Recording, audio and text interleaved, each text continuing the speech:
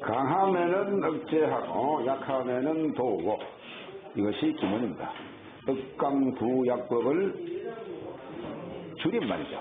네, 억부법 그 말인데, 그 별표를 한번 보겠습니다. 별표를 보게 되면은 신강하다고 판단된 경우, 내가 보니까 이 사주가 신강입니다. 신강. 물론 이것은 개개인의 능력에 따라 가지고 신강사주를 신약으로 볼 수도 있고, 또한 신약사주인데 신강으로 볼 수도 있습니다. 그러나 그 사주가 결국 이미 신강이면은 신강인데, 보는 사람에 따라 가지고 신강을 신약으로 봤을 뿐이지, 내가 신약으로 봤다고 해가지고 그 신약이 되는 건 아니에요. 그러면은. 그러니까 가는 곳마다 선명이 다를 수밖에 없는 거예요. 그러니까 어디 가니까 뭐 신강사주를 보고, 어디 가니까 신약을 보고, 그리고 용신이 그러면 달라질 수밖에 없잖아요. 사주가 신강인데 이거 신약을 봤으니까 도와야 된다 하고 봤으니까. 그래서 사실은 이걸 신강사주이기 때문에 극한이 설정이 되거든요. 이걸 모르니까 보는 사람에 따라 가지고 신강신약이 달라지니까 그 통변하는 해석이 달라진단 말이에요. 그래서 이 신강신약이 그만큼 중요하다, 그런 이야기입니다. 그리고 신강신약이 확실하게 구분이 됐을 때 용신을 내가 바로 취할 수가 있는 거예요. 용신을 취하는 법은 결국 억강부약에 버티기든지, 그렇지 않으면 병약을 쓰든지 간에 어떤 방법을 써도 항상 그 반대편에 용신이 있게끔 되어가 있습니다. 무슨 말을 하니까 결국 사주에 목화가 왕하도 하면은 그 용신은 금수에 있는 거예요. 금수가 강하면은 그 용신은 목화에 있을 수밖에 없어요. 이것이 바로 용신을 쉽게 찾는 그러한 기법이 될 수가 있습니다. 자, 그래서 신강하다고 판단된 경우에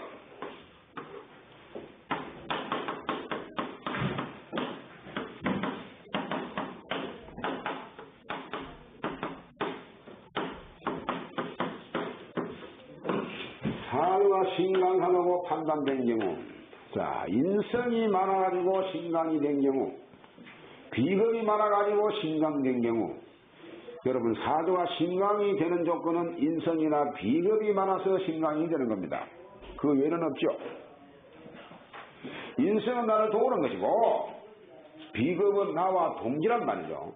그래서 인성은 나를 생한다라고 말하고 비겁은 나를 갖다가 조한다라고 말해요. 그래서 생조하는 신이 많으면은 신강이 될 수밖에 없습니다.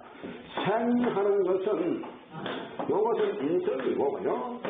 그 다음에 조하는 것은, 이것은 비겁이에요, 비겁이. 그러니까 생조하는 신이 많으면은 신강이 될 수밖에 없잖아요.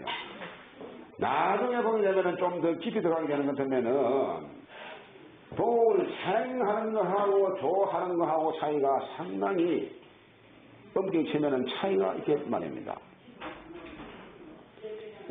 왜 그런가 하니까요, 이거 자체가 생하는 것은 유감없이 엄마가 자식한테 도움을 주듯이 주는 거였단 말이에요. 그래, 조하는 건 현재가 내한테 힘을 실어주는 것처럼 이러한 기운이에요, 보면은. 그러니까 그 힘의 차이는 있을 수밖에 없잖아요. 그래서 사주가 신강신약을 봤을 때에 내가 신강하면은 가령 그러면은 무엇이 왕해가지고 무엇이 강해가지고 신강인가를 항상 먼저 파악을 해야 되는 그런 필요가 있습니다.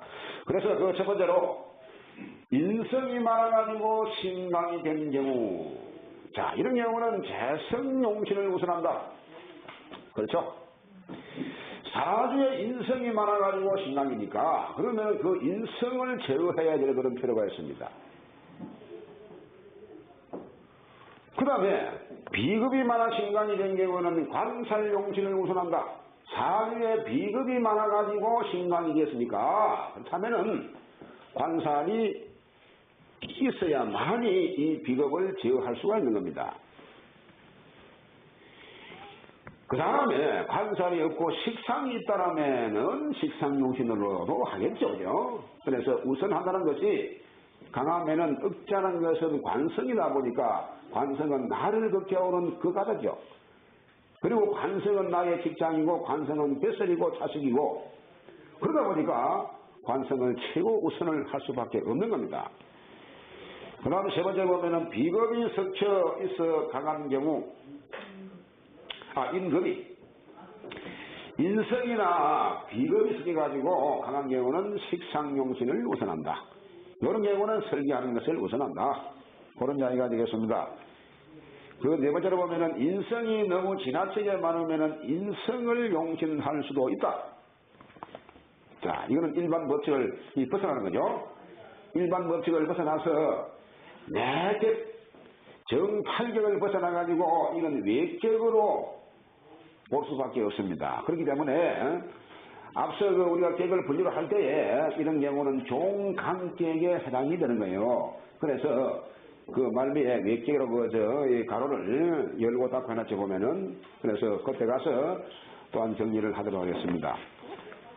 인성이 너무 지나치게 많아가지고 강한 경우에도 그 인성을 용신하는 경우도 있다.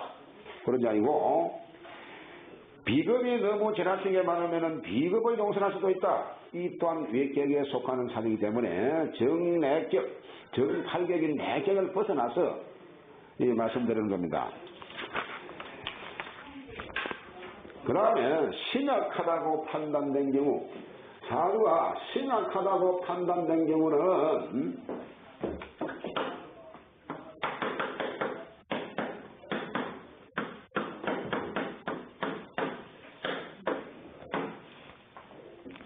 식상이 많아 신약인 경우에 식상이 많아도 여러분 신약이 될 수가 있고 관성이 많아도 신약이 될 수가 있고 재성이 많아도 신약이 될 수가 있습니다. 그렇기 때문에 어떤 오행이 많아가지고 내가 신약이 됐는지 그것이 파악돼야 용신을 취할 수가 있는 겁니다.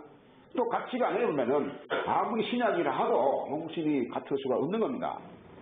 그렇기 때문에 어떤 오행이 많아가지고 신약이 됐는지 이것을 파악한 다음에 용신을 찾아야 되겠죠. 그래서 식상이 많아가지고 신약인 경우는 인성용신을 최우선한다. 식상이 많아가지고 신약이니까 인성을 쓰면은 그 인성은 식상을 극하면서 일주를 도우죠. 그래서 인성용신을 우선한다. 그런 게 아니고 관살이 많아가지고 신약인 경우도 역시 인성을 제일 우선한다. 관살이 많아도 식상이 많아도 관살이 많아가지고 극하는 것이 나를 극하는 것이 많으니까 그 사이에서 인성은 관성의 기운을 설계시키면서 일주를 도운단 말이죠. 그렇기 때문에 이때도 인성을 용신한다. 우선한다. 그런 게 아니고 그 세 번째로 재성이 많아가지고 신약인 경우에 비겁 용신을 제일 우선한다. 재성이 많아가지고 신약이니까 그러면은 비겁이 있어야 그 재성을 극할 수가 있습니다. 이런 경우는 재다 신약이 되겠죠. 그래서 비겁을 용신한다. 제일 우선한다. 그런 이야기가 되겠습니다. 그 네 번째로 식상과 재성이 많아가지고 신약인 경우 인성 비겁을 겸용하는 것이 좋다. 식상도 재성도 많아가지고 신약인 경우에 이런 경우에는 인성을 용신할 수도 있고 비겁을 용신할 수도 있습니다. 사주 상황에 따라가지고 그래서 겸용한다. 재성과 관살이 많아가지고 신약하는 경우에 이때는 인비겁을 겸용하는 것이 좋다. 재성과 관살이 재관이 많아서 신약인 경우에는 재생관하기 때문에 관살이 상당히 왕해질 수밖에 없죠. 그러니까 인성을 용신할 수도 있고 비겁은 재성을 극하니까 역시 인성과 비겁을 갖다가 겸용하는 게 좋다. 그런 이야기가 되겠습니다. 그 다음에 식재, 관이 많아서 신약한 경우 인비를 겸용하는 게 좋다. 사주에서 식상이나 재성관성이 많아가지고 신약한 경우에 이때 역시 인성이나 비겁으로 용신을 겸용하는 것이 좋다. 그런 이야기가 되겠습니다. 그 다음에 식재관이 너무 많은 경우에 식재관이 용신이 되는 수도 있다. 식상재성관성이 사주에 너무 많다 보니까 이런 경우에 식재관 그 자체가 용신이 될 수가 있다. 이것은 무슨 말인가 하니까 결국 식상이나 재성관성 그쪽으로 따라갈 수밖에 없는 종하는 사주이기 때문에 따라가는 그 세력에 따라서 그것을 용신할 수도 있다. 그런 이야기입니다. 그래서 그 말미에 보면 외격 해놨죠. 외격에 준한다. 그런 이야기가 되겠습니다. 그 다음에 식상이 너무 태왕한 경우에 식상용신이 되는 경우도 있다. 이거 역시 얘기죠. 보면은 앞서 말씀드린 대로 식상이 너무 강하다 보게 되면은 나를 버리고 식상으로 따라갈 수밖에 없습니다. 즉 종악격에 해당하는 그러한 경우가 되겠죠. 그렇기 때문에 결국 식상을 용신을 한다. 그 다음에 재성이 너무 태왕한 경우에 재성용신이 되는 경우도 있다. 이 경우도 역시 재성을 따라가는 종대하는 사주겠죠. 그 다음 마지막으로 관살이 너무 태왕한 경우 관살이 용신이 되는 경우도 있다. 그런 이야기입니다. 자, 그래서 이런 경우는 강한 세력으로 따라가서 그 세력을 용신하는 경우에는 이것은 전부가 외격에 준하는 것이고 억제하면서 설계하는 것은 내격에 준하는 것이다. 그렇게 명심을 하시면 되겠습니다.